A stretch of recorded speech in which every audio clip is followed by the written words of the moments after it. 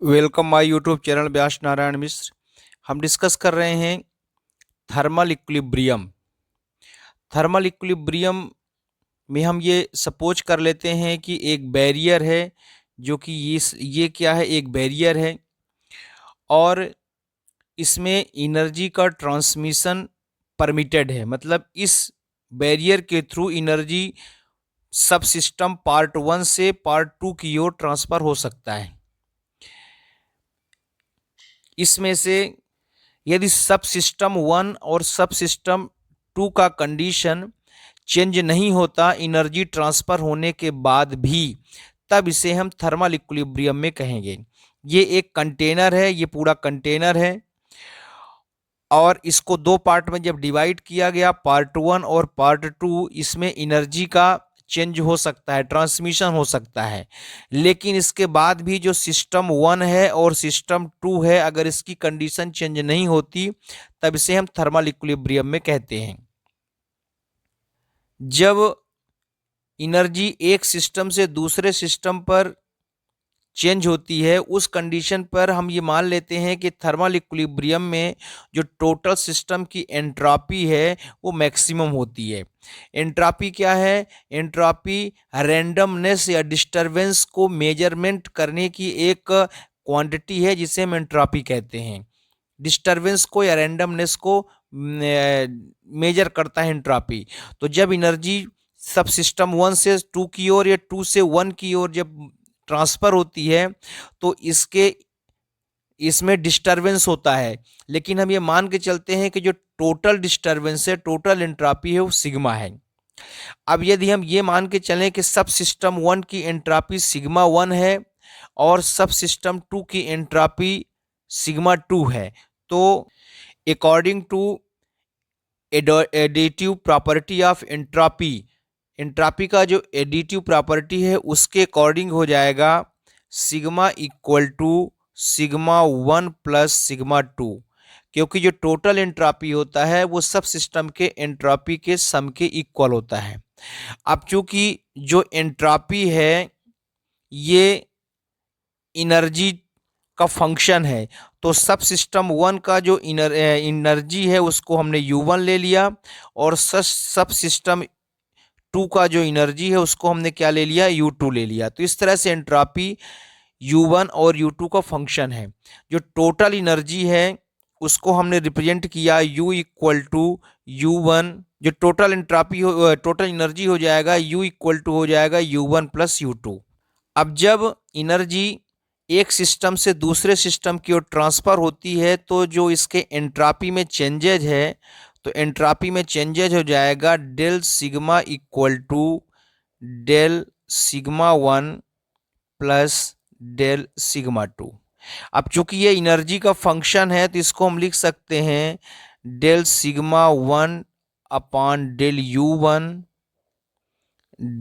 One plus del sigma two upon del U2 और ये हो जाएगा डेल U2। चूंकि जो एनर्जी है वो एंट्रोपी है वो U1 U2 का फंक्शन होता है। अब जो एनर्जी में चेंज होता है, तो चूंकि U equal to U1 plus U2 होता है, तो जो एनर्जी में चेंज होगा वो हो जाएगा del U equal to del U1 plus del U2। अब चूंकि थर्मल इक्विलिब्रियम में एनर्जी चेंज नहीं होती, इसलिए डेल यू इक्वल टू हो जाएगा जीरो। तो ये हम लिख सकते हैं del U equal to zero. तो यहाँ से हो जाएगा del U two equal to minus del U one. ये जो है इधर चेंज हो जाएगा, तो del U two equal to हो जाएगा माइनस डेल यू वन। अब एंट्रोपी में चेंजेज भी कितना हो जाएगा? जीरो हो जाएगा थर्मल इक्विलिब्रियम में। तो यहाँ जो एंट्रोपी में चेंज हो जाएगा डेल सिग्मा इक्वल टू हो जाएगा जीरो। अब चूंकि जो डेल U1 है ये एक आर्बिट्रेरी वेरिएशन है और जो डेल U1 की वैल्यू होगी ये is not equal to zero. मतलब जो एनर्जी फर्स्ट जो पहला सब सिस्टम है उसके एनर्जी में जो चेंजेज होगा वो जीरो के इक्वल नहीं होगा। जो ये सब सिस्टम 1 है इसमें जो एनर्जी का सिस्टम है U1, इसमें जो चेंजेज होगा वो जीरो के इक्वल नहीं होगा। उसका कारण है थर्मल इक्विलिब्रियम के कारण। तो चूंकि हमने देखा कि डेल U2 इक्वल टू होता है माइनस डेल U, यहाँ से हमने देखा डेल U2 इक्वल टू होता है माइनस डेल U1। तो ये वैल्यू हम पुट कर देंगे तो ये हो जाएगा डेल सिग्मा इक्वल टू, अब आप देख सकते हैं कि यहाँ पे चूंकि डेल U2 इक्वल टू हो जाता है माइनस डेल U1, तो यहाँ पर डेल U2 की जगह हम जब माइनस डेल U1 पुट करेंगे तो डेल U1 यहाँ से और यहाँ से डेल U1 कॉमन हो जाएगा, तो ये बचेगा del sigma 1 upon del U1, ये माइनस हो जाएगा minus del sigma 2 upon del U2। अब चूंकि डेल U1 की वैल्यू जो है जीरो की इक्वल नहीं हो सकती, तो अगर ये जीरो की इक्वल नहीं होगा तो इसका मतलब है कि ये वाला पार्ट जीरो के इक्वल हो जाएगा। तो यहाँ से वैल्यू हो जाएगा del sigma 1 upon del U1 equal to del sigma 2 upon del U2, ये हो जाएगा।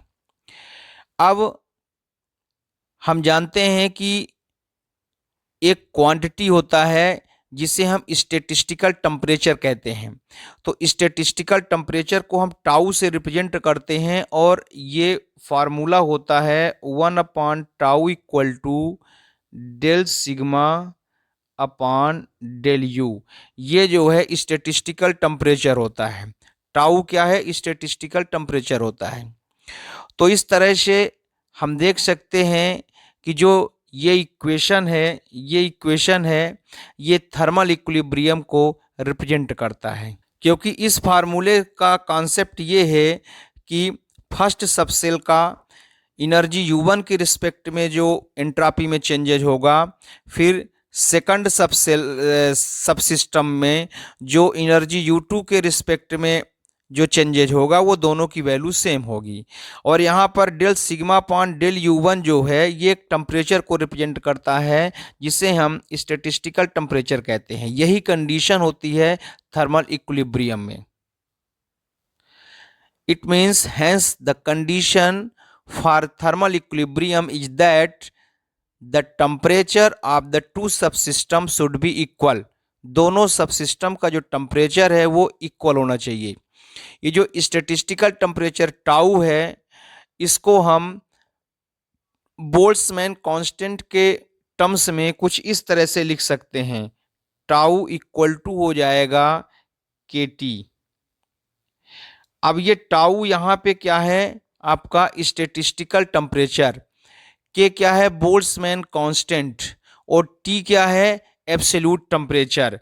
तो यहाँ से स्टैटिस्टिकल टेम्परेचर और एब्सोल्यूट टेम्परेचर के बीच में रिलेशन भी एक्सप्लेन किया गया है।